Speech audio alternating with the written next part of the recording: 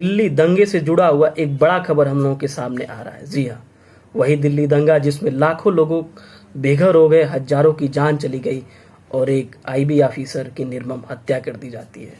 वही चांदबाग इलाका जहां से आपके निष्कासित पार्षद ताहिर हुसैन का नाम सामने आया है। क्राइम ब्रांच ने एक बड़ा खुलासा किया है। क्राइम ब्रांच ने अपनी चार्जशीट दाखिल की है जिसमें ताहिर हुसैन समेत 15 लोगों को मुख्य आरोपी बनाया है। चार्जशीट में यह भी साफ हो गया है कि जो कयास लगाए जा रहे थे कि फंडिंग की, तो 1,30,00,000 रुपए की फंडिंग केवल ताहिर हुसैन ने की थी उसके घर से। जैसा कि आप लोग सभी जानते हैं कि पहले से जब वहां पे क्राइम ब्रांच पहुंची तो बड़ी मात्रा में पत्थर, पेट्रोल बम, गोले बारूद ताहिर हुसैन के घर में पहले से ही मौजूद थे। और जो सोचने वाली बात, गौर करने वाली बात, जो सबसे मुख्य बात, जो भी उसके घर में सीसीटीवी लगे हुए थे वो पहले से ही बंद थे। ये तो हो गई दिल्ली दंगा का जो चांदबाग इलाके से मुख्य आरोपी। अब चार्जशीट दाखिल हो गई, अब उसके ऊपर कड़ी से कड़ी कार्यवाही तो सरकार करेगी ही। लेकिन सोचने वाली बात यह है कि आखिर राजधानी के ऊपर कलंक लगाने के पीछे किसका हाथ हो सकता है? एक दंगा, एक सुनियोजित दंगा जिससे देश की राजधानी की छवि को खराब, उसकी छवि को, उसकी गरिमा को धूमिल और उसकी गरिमा को चोटिल करने का प्रयास किया गया था। उसके पीछे किसका हाथ हो सकता है? तो कहीं ना कहीं इसकी पृष्ठभूमि समझना जरूरी है। दिल्ली दंगा, जैसा कि आप सभी जानते हैं कि सीएए को लेकर विरोध प्रदर्शन के नाम पर शाहीन बाग में मेले का आयोजन करीब 3 महीने से अधिक था, जिससे दिल्ली, फरीदाबाद और नोएडा के राजमार्ग पूरी तरीके से बाधित थे और करीब प्रतिदिन 10 लाख लोगों को आवागमन में असुविधा उठाना पड़ता था। नहीं है, बात यह है कि आखिर एक दंगा, इसकी शुरुआत कहां से होती है?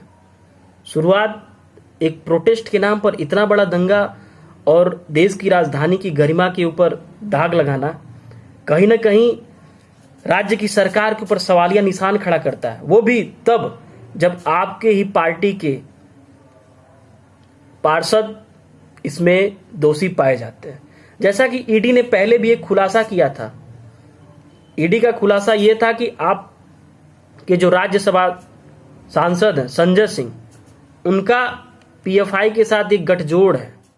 जो चीफ परवेज हैं, पीएफआई की दिल्ली चीफ परवेज और आम आदमी पार्टी के जो राज्यसभा सांसद हैं, नेता हैं, संपर्क में थे।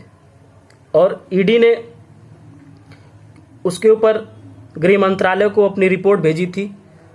गृह मंत्रालय ने कहा था कि उसके ऊपर जांच की जाएगी और जो दोषी पाया जाएगा उसके ऊपर कड़ी कार्रवाई की जाएगी। वही पीएफआई जिसको देश के विभिन्न राज्यों में आज बैन कर दिया गया है। जैसा कि आप सभी जानते हैं कि पीएफआई का काम ही है दंगे फैलाना, आतंकवाद फैलाना, फंडिंग करना। केवल उसको विदेशों से फंडिंग होती है दंगों के लिए, आतंकवाद फैलाने के लिए।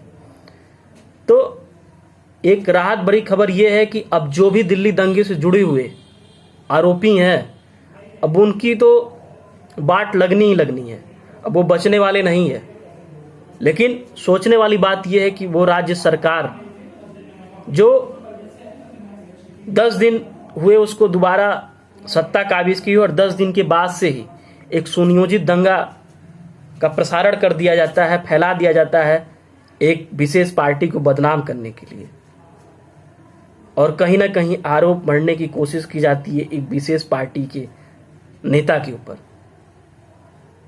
खैर, जो दोषी होगा उसको सजा जरूर मिलेगी और जो दोषी है वो खुल के सामने आ भी रहा है। अभी कितने लोग इसके पीछे जुड़े हुए हैं वो तो जब जांच होगी, वो खुलासे आएंगे, वो रिपोर्ट आएगी, उसके बाद पता चलेगा कि और कितने इसके मुख्य आरोपी हैं।